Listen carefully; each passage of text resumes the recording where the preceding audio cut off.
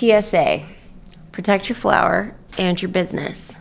Things you should never say or things you should say about the hemp products you sell.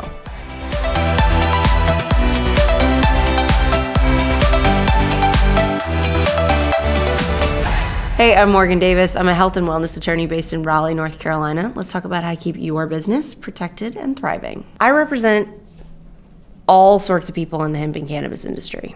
Cultivators, processors, manufacturers, retailers, consumers. And sometimes that means representing people who get charged with criminal actions related to their business. I have looked at lots of police reports over the years, and there are consistently things that come up that I see business owners and or their sales employees say about the hemp products that they sell. Things that police officers like to glom onto in their police report as, aha, gotcha, you're selling something illegal, or you intend to sell something illegal. So today's public service announcement is about things you should and should not say about your legal hemp products. 1, do not say, this will get you high, or anything like that.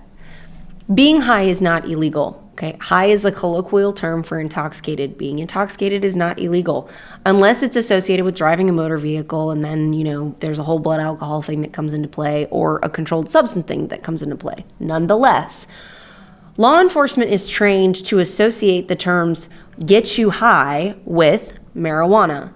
So if your employees or you are talking about a product you're selling as getting you high, they're going to think, aha, it's marijuana.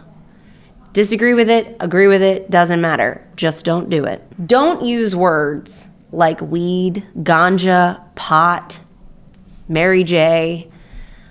It's all cannabis. All right. Legally, in the definition, it's all cannabis. Hemp is cannabis. Marijuana is cannabis. You can use the word cannabis, right? But don't use the slang terms that we associate historically with marijuana. Why? Again, because law enforcement is trained that those words are associated with illegal activity. Also, for your consumer, it's confusing. Now, maybe you're trying to play that up because you're like, I really want the person who kind of wants to buy the illegal product. I'm not here to talk about your marketing strategy. What I am telling you is this. Consumers already have a hard time knowing what's legal and what's not legal. There's nothing wrong with saying it's hemp and yes, it's intoxicating, because it's true. You don't need the gimmick of maybe it's weed and maybe it's not, and maybe it'll get you high and maybe it won't. That might be your marketing strategy, but just so you know, that's going to put you under a tighter lens than you need to be with law enforcement who walks into your store, who you're talking to, whether they're undercover or not. Don't say, this is the real stuff, or this is the stuff I get from my guy when I can't get my other stuff. 1, you're talking about buying illegal products. That's silly. Don't do that with strangers. 2, again, similar to this will get you high, you're making you're drawing a reference to this is like marijuana. Now, again, it's cannabis, and yes, it's intoxicating, but it is not marijuana.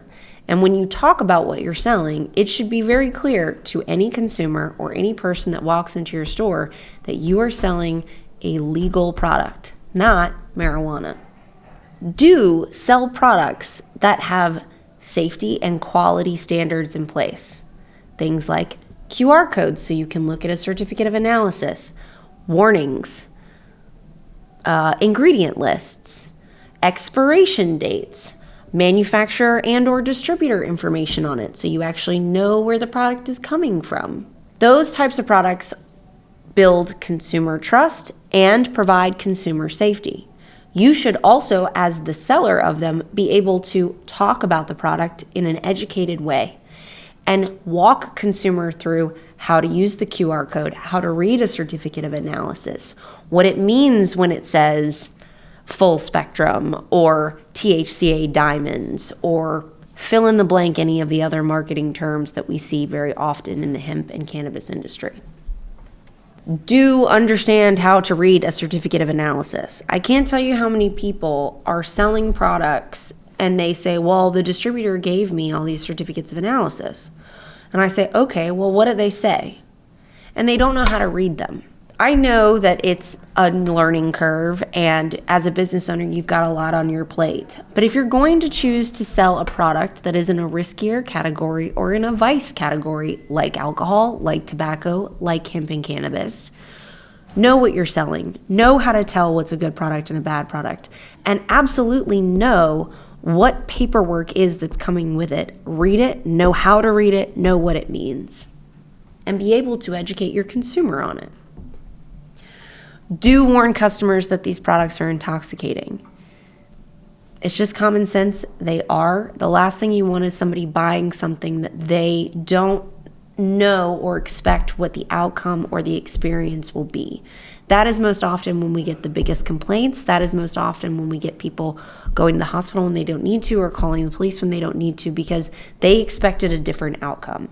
Head that off. Make sure they understand that either the product is labeled reflecting that it's intoxicating, or that you warn them that it's intoxicating. Do not sell these products to people under 21. If you're in the state of North Carolina, currently there's no age limit on these products. Doesn't matter. Lots of other states there is an age limit of 21 plus. This is an intoxicating product. It should be treated as such. It should be treated like alcohol. Do not sell this product to people under 21. These are just a couple of guidelines that I've gathered over the years in representing people who've been criminally charged related to sales in their hemp business. Avoid the things that I say don't do. Do the things I'm telling you to do, and it'll help protect you, your flower, and your business.